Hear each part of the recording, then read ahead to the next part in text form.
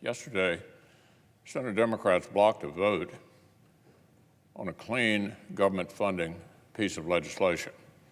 Senator Shelby and I put forward legislation that could pass the Senate easily and keep the government open. We were ready to avoid a shutdown, get urgent relief to Louisiana, help vetted Afghans who helped America, and continue supporting Israel's Iron Dome, which saves innocent lives. Senate Republicans were ready, and House Democratic leaders say they'll act on whatever CR we send them. But Democrats blocked the Senate from even considering our legislation. Instead, the Democratic leader held a vote that he knew would fail on a bill he knew was a non-starter. Game playing instead of governing. So look, Mr. President, for more than 2 months, Republicans have explained that the unified Democratic Party government will not get bipartisan support for a debt limit hike while they write a partisan taxing and spending spree behind closed doors. It's as simple as that. Bipartisanship isn't a light switch that Democrats can switch on when they need to borrow money and flip off when they want to spend money. If Democrats want to use fast-track, party-line procedures to ram through trillions more in inflationary socialism, they'll have to use the same tools to handle the debt limit.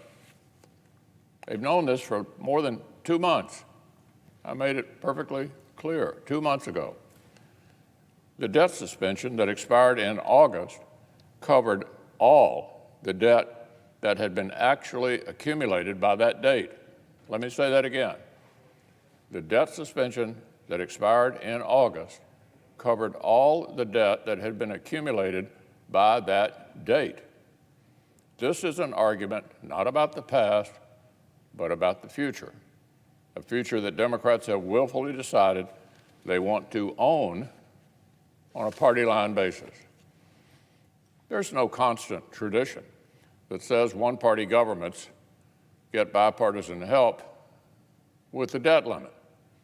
That's been said over and over by the press, by the Democrats. Let me make it clear. There's no constant tradition that says one-party governments get bipartisan help with the debt limit. Just between 2003 and 2010, there were five occasions when the party in power had to get a debt limit hike through the Senate by themselves, 5 times. Interestingly enough, then Senators Biden and Schumer voted no on raising the debt limit under President Bush 43 and made the united Republican government do it by themselves.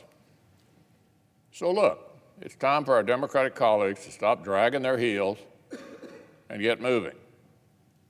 They've had more than 2 months to accept it. Secretary Yellen just announced a new estimate that action on the debt limit may be necessary as early as October the 18th. Democrats will need to handle the debt limit before then. But Democrats in Congress don't seem to be acting with any urgency. The Senate spends day after day on mid-level nominations, and our colleagues spend all their time in backroom talks over partisan plans, while their basic duties sit here in limbo. So far, Democrats' partisan ambitions have taken precedence over basic governance. That, Mr. President, needs to change. According to their own Treasury Secretary, they have a few weeks to finally get moving.